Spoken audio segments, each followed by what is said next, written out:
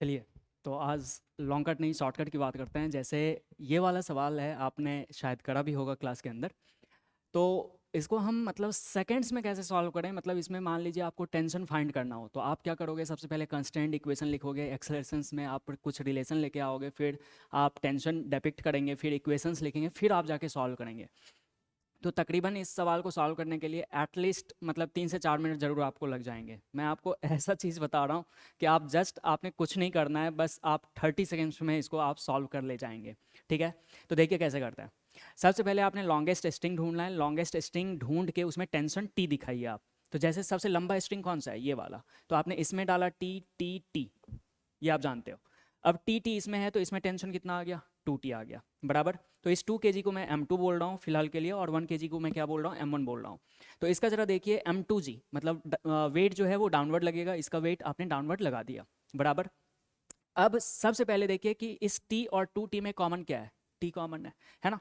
तो आपने क्या कर लेना है, सबसे पहले आपने यहाँ पर t लिख देना है, बराबर है क्या। अब उसके बाद क्या करते हैं, ध्यान से सुनना।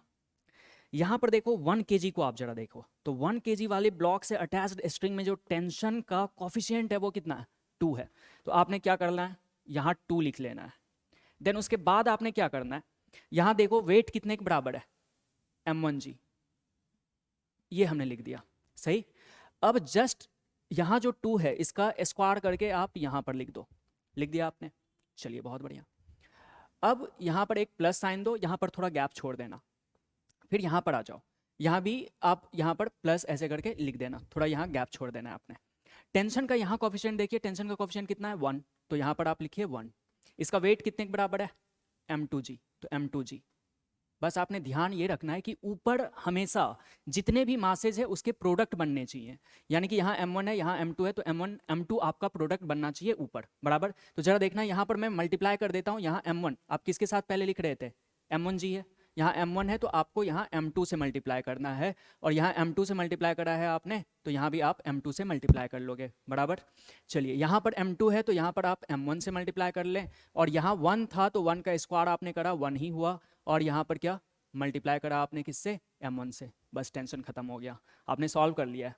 तो जरा देखिए t इक्वल्स टू कितने के बराबर आ जाएगा, जरा देखना, 2m1 m2g, m1 m2g कितना आ गया ऊपर, 3m1 m2g डिवाइडेड बाय, ये जरा देखना, 4m2 प्लस m1, सही। बस ये अपना आ चुका है टेंशन। अब बस आपने क्या करना है, ये डेटा आपने सब्सटीट्यूट कर देना है, तो मैं करके भी दिखा देता हूँ। t इक्वल्स टू कितने के बराबर, 3 इंटू m1 की जगह पे 1 है, m2 की जगह पे 2 है, g को g ही रहने दीजिए, 4 इंटू m2 की जगह पे कितने के बराबर है, 2 है, प्लस m1 की जगह पे कितना है, 1 है ना। तो यहाँ से टेंशन जरा देखिए कितने के बराबर आ गया, 3 to 6g divided by 4 to 8, 8 plus 1 9, है ना। तो ये कितने के बराबर आ गया टेंशन तुम्हारा, 3 से काटो इसको, 3 से काटोगे तो ये कितने के बराबर, 2g/3, यानी कि कितने के बराबर, ये 20/3 न्यूटन। बस टेंशन खत्म हो गया। आप देख रहे हो, बस थोड़ा सा मतलब मैंने क्या करा है, बुद्धि लगाया है, अपना ट्रिक जनरेट करा है, ठीक है।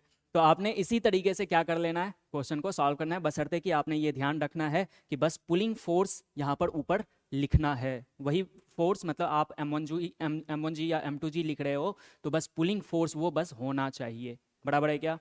तो चलिए ये हमने आपको टेंशन दिखाया है। अभी आपकी बारी, आपको क्या करना है, इसी सवाल में जो हमने आपको बताया है इसमें आपने एक्सेलरेशन निकालना है, किसका, 1 kg ब्लॉक का आपने एक्सेलरेशन निकालना है।